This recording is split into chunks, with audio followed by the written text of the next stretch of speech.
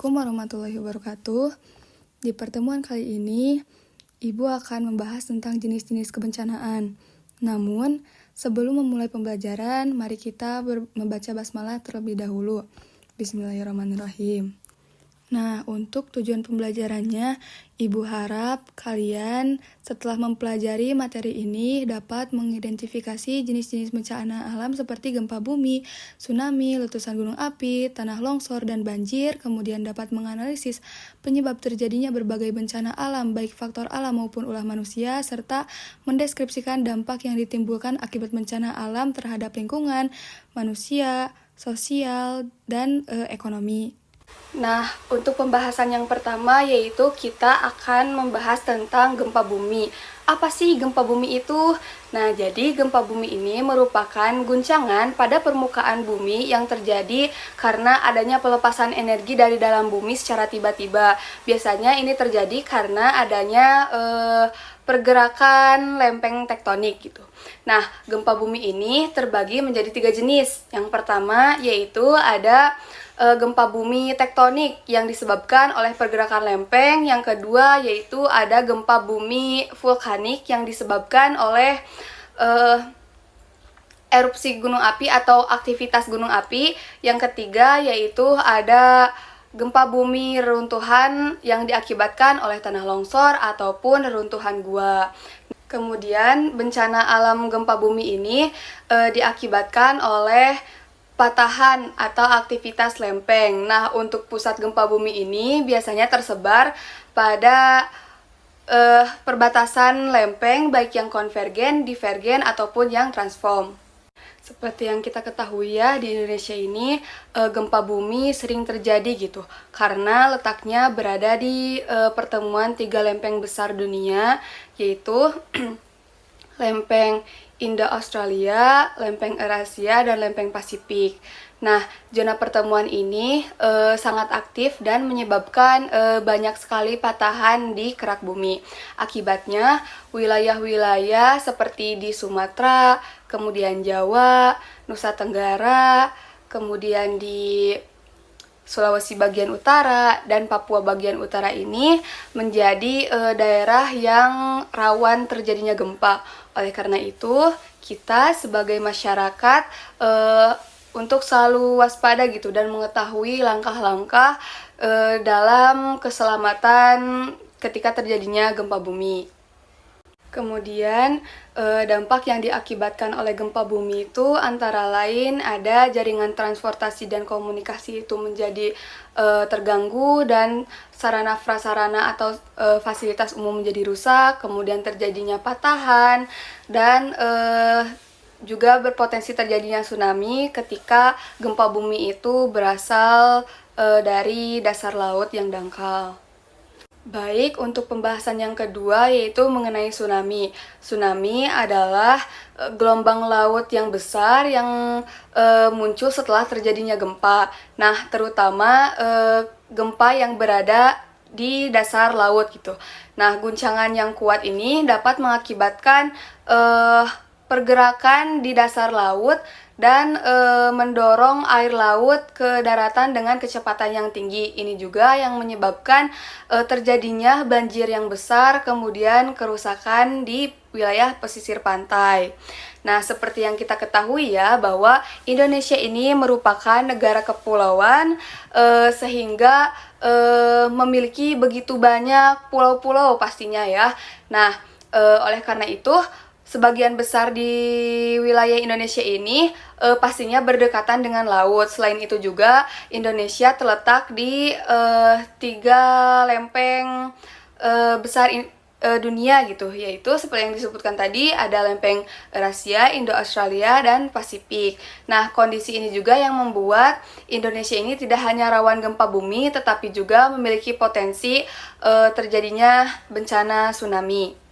Nah, Beberapa contoh yang nyata di negara kita adalah salah satunya yaitu yang pernah terjadi di Aceh ya pada tahun 2004 yang disebabkan oleh gempa bumi yang kuat di dasar laut.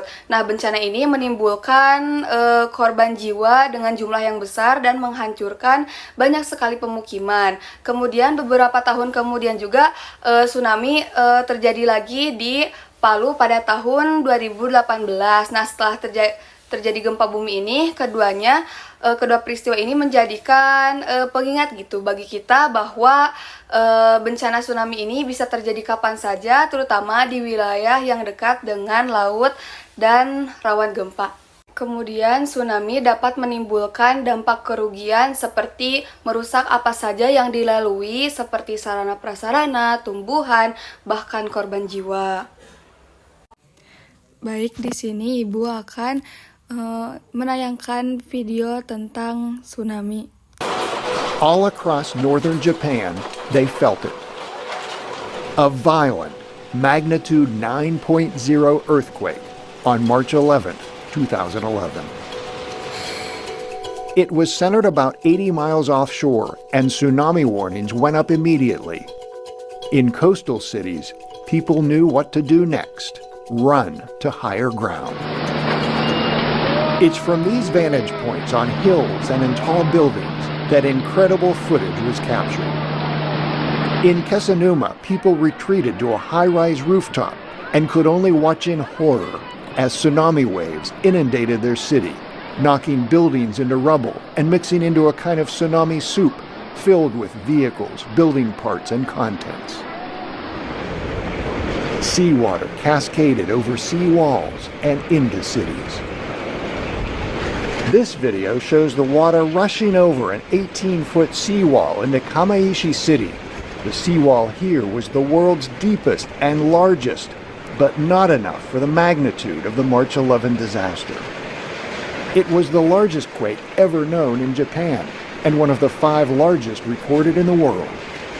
More than 28,000 people are confirmed dead or missing. When 2 tectonic plates push together under the sea, the resulting earthquake sends an enormous burst of energy up through the ocean, displacing enormous quantities of water. With the upward motion, a series of waves expands in all directions. In deep water, these waves travel fast, up to 500 miles an hour, but only reach a height of a few feet. A passing ship might not even notice. But as the waves enter shallow waters, friction with the ocean floor lowers the wave's speed, but raises their height. This video is from a Japan Coast Guard ship confronting a tsunami wave in shallow water on March 11.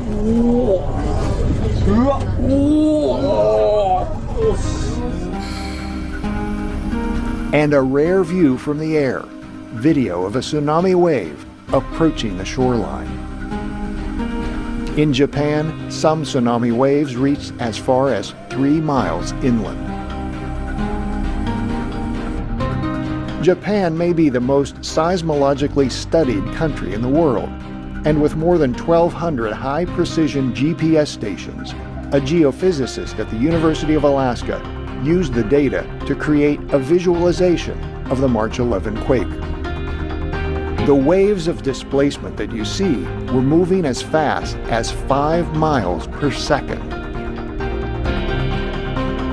In this photo, the ripples of tsunami waves are seen moving upstream in the Naka River at Hitachi Naka City. New technology left an enormous amount of visual evidence for study in years to come, and can perhaps help us better understand the power of earthquakes and tsunamis and prevent loss of life in the future.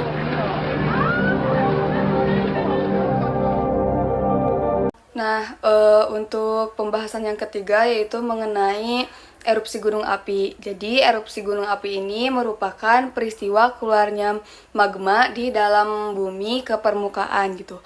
Nah, magma ini tidak hanya berupa cairan panas, tetapi juga berupa material yang padat.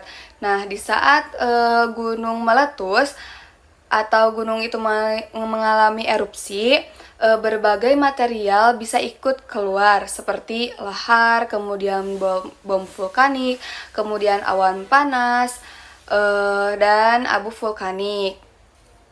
Kemudian juga ada lapilli, yaitu kerikil-kerikil kecil yang keluar saat letusan.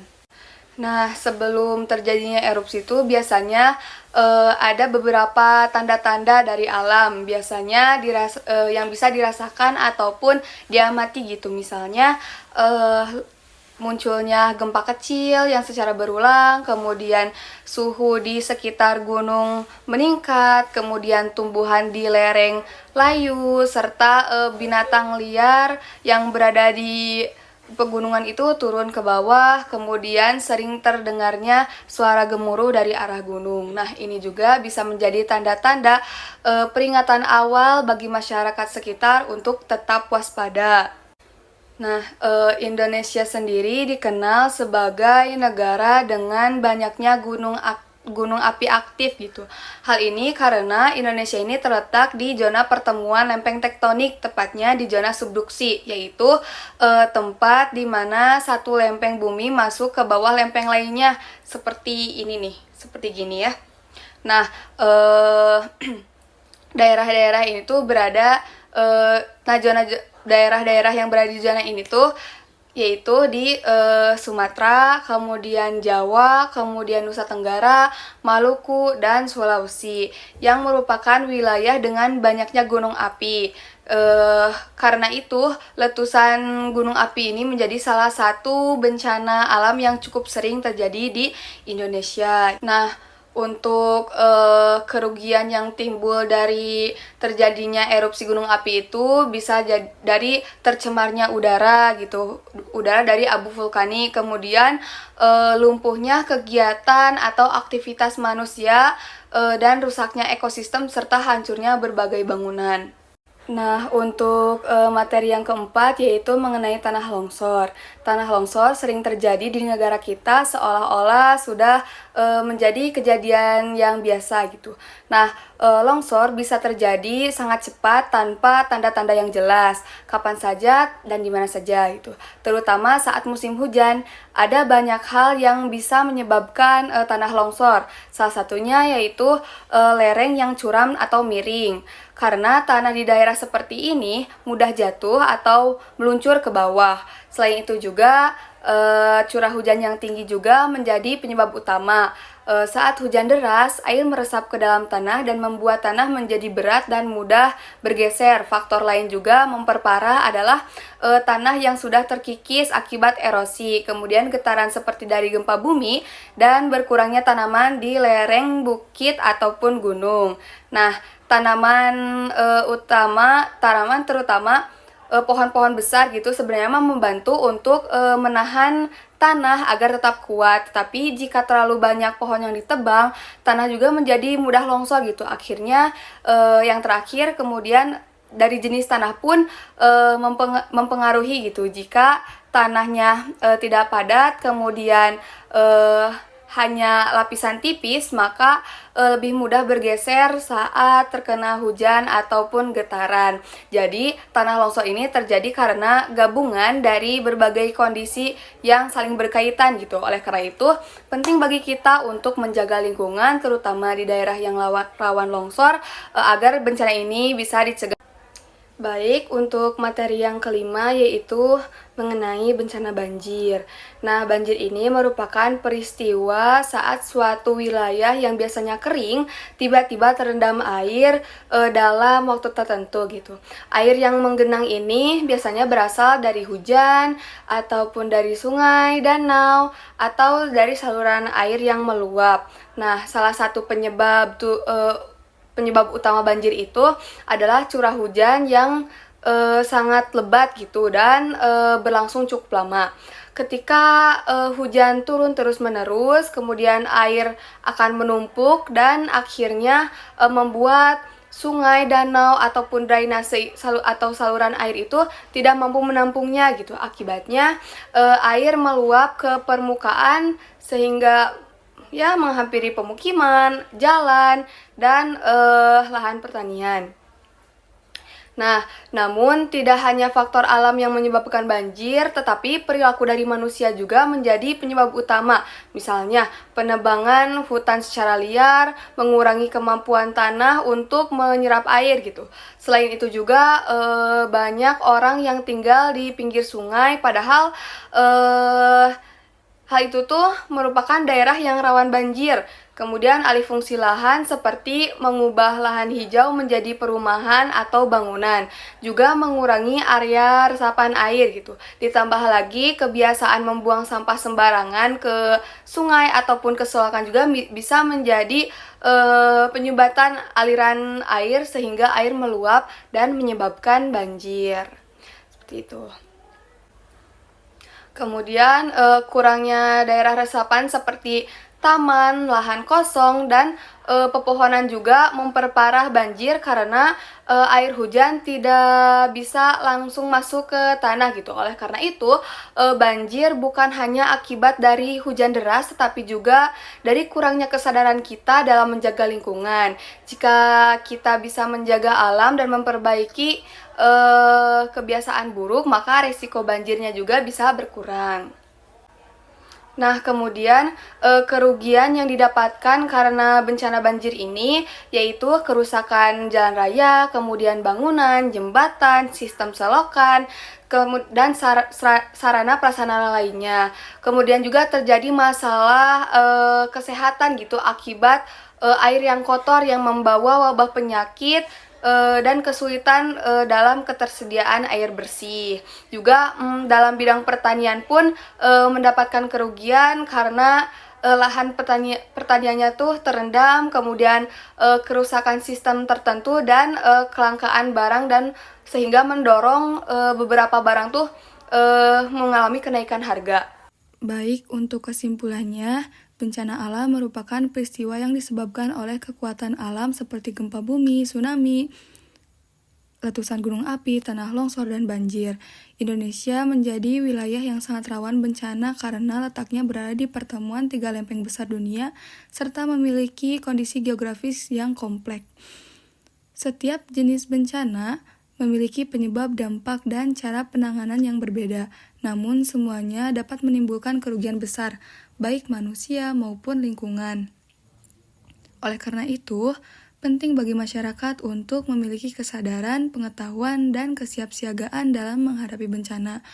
Upaya menjaga lingkungan, tidak merusak alam, serta memahami tanda-tanda dan langkah-langkah pengamatan merupakan kunci untuk mengurangi resiko dan dampak dari berbagai bencana alam. Baik, cukup sekian pematerian yang bisa Ibu sampaikan. Semoga bermanfaat. Kita tutup pematerian pembelajaran hari ini dengan ucapan hamdalah. Alhamdulillahirrabbilalamin. Wassalamualaikum warahmatullahi wabarakatuh.